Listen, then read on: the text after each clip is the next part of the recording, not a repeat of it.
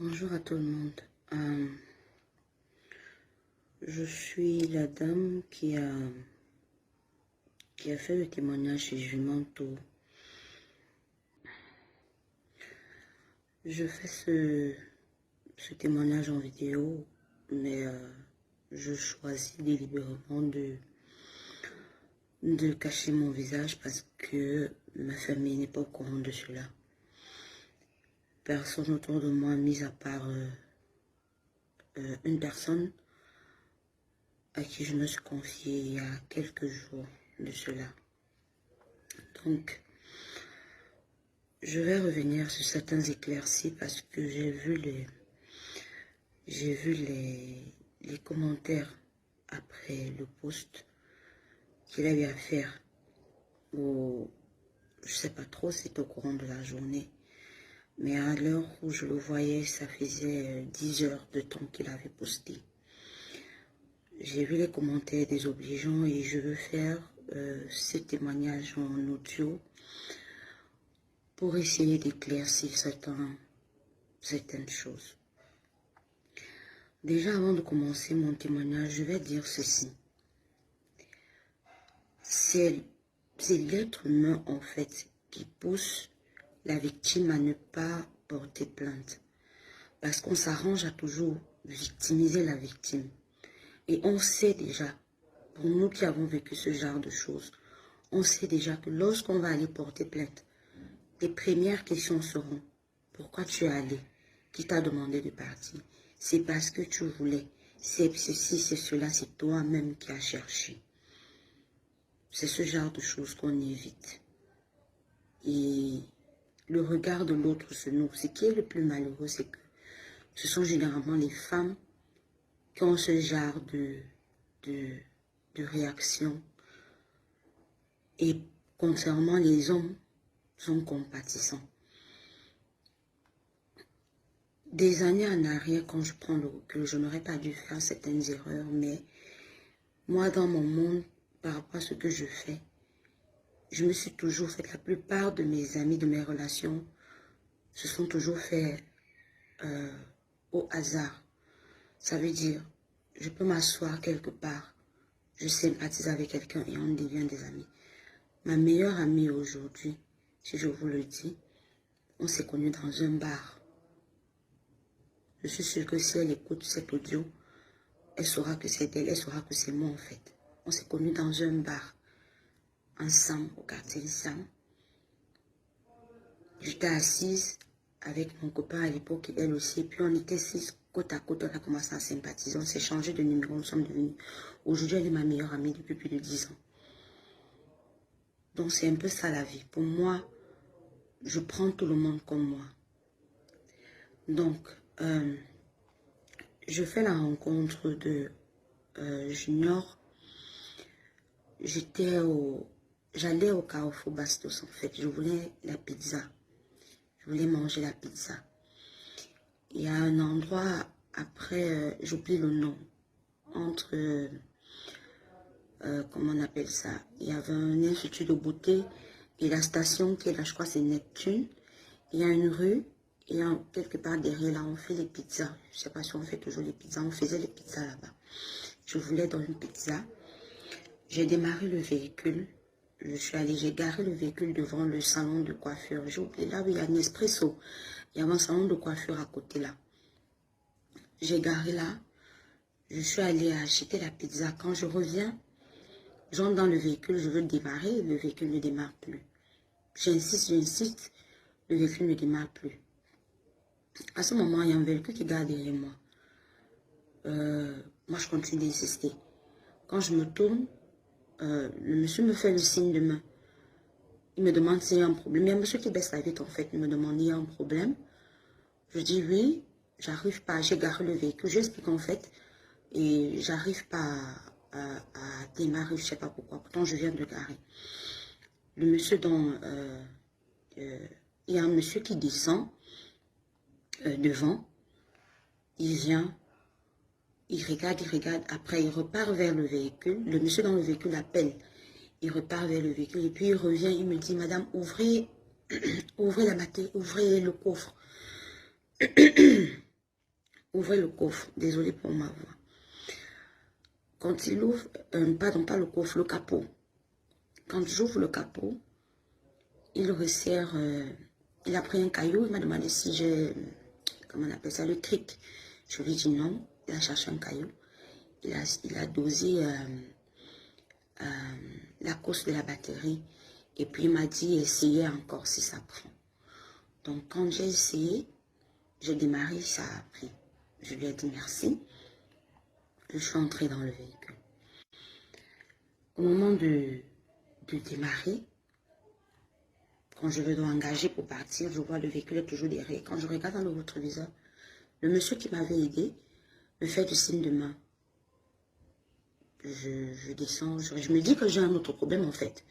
Peut-être j'ai une roue qui est percée ou bien je ne sais pas trop. Je descends, je vais vers lui, il me dit c'est mon patron qui veut ton numéro. Je dis mais non, attends, il ne voit pas, je suis enceinte, mon ventre se voyait.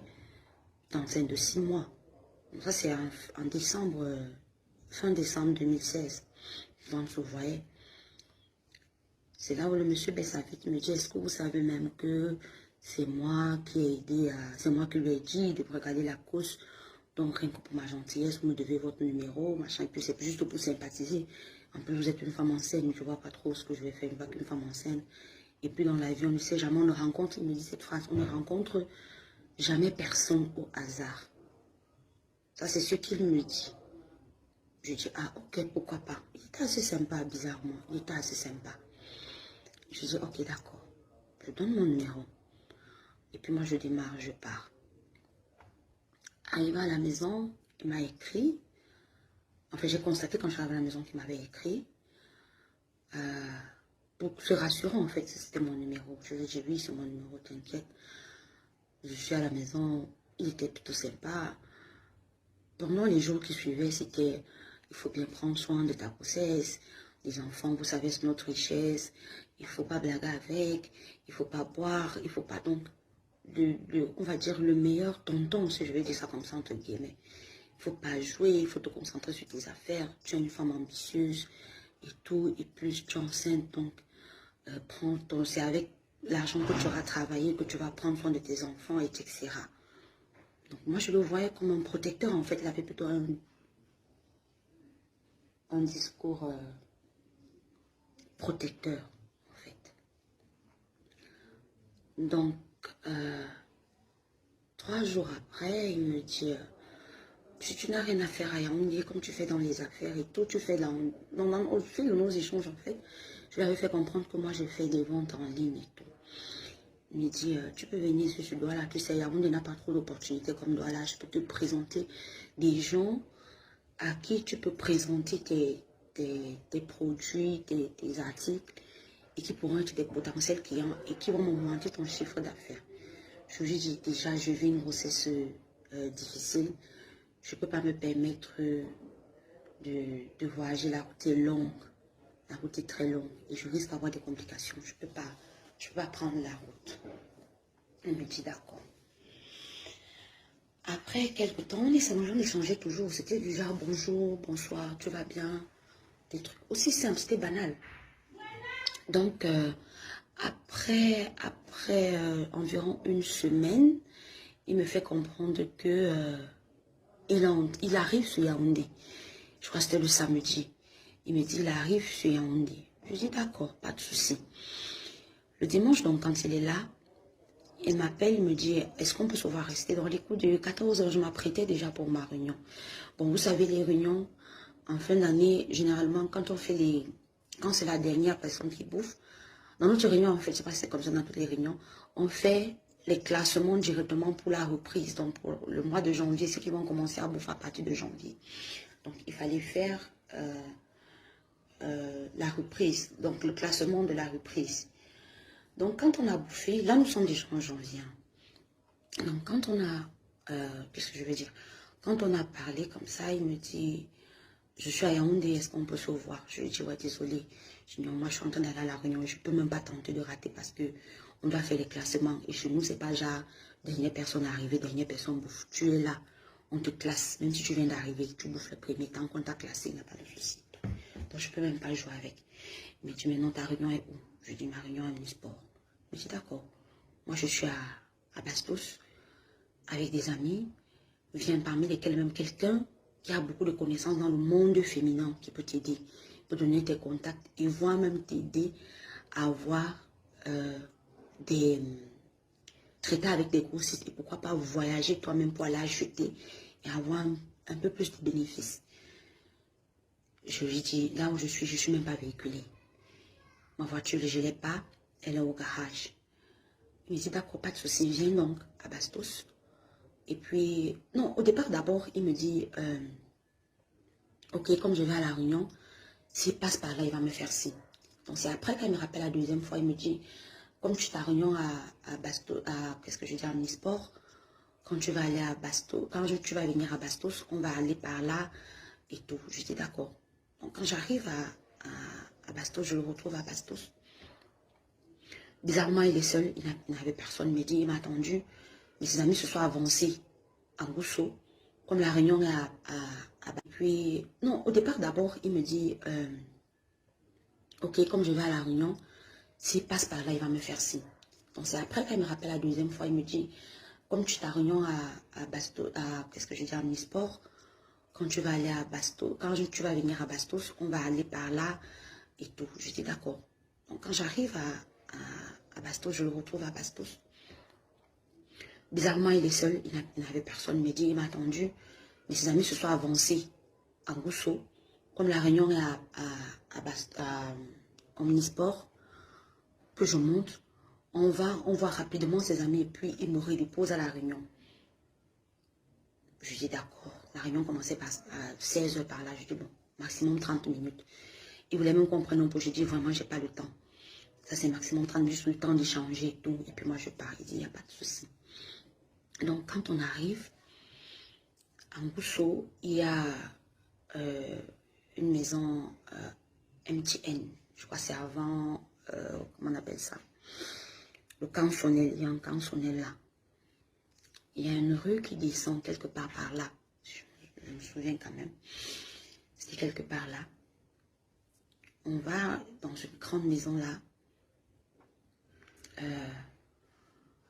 Quand on entre, il garde le véhicule. Il me dit ses amis sont à l'intérieur.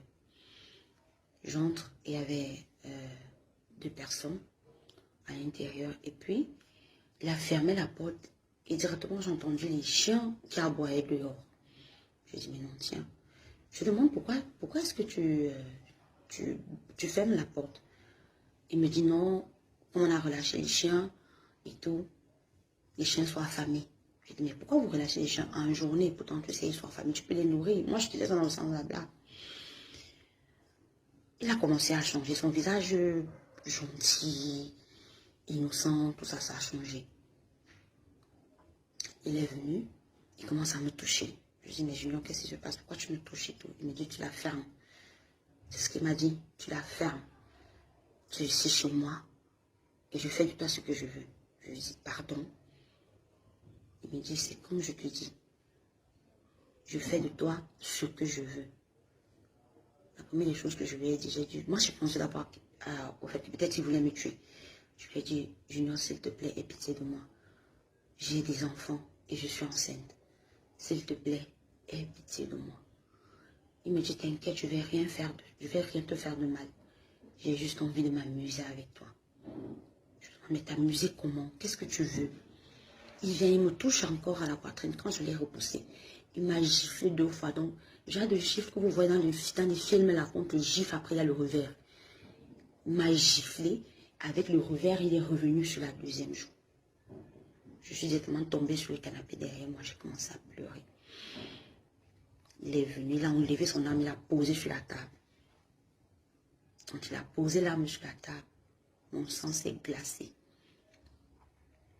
Il est venu. C'est là où il dit donc aux 2 autres, allez attendre autour dans la chambre. Je suis le président. Je ne peux pas oublier ce mot. Je suis le président. Je commence en premier. Ils sont allés. Il a commencé à me toucher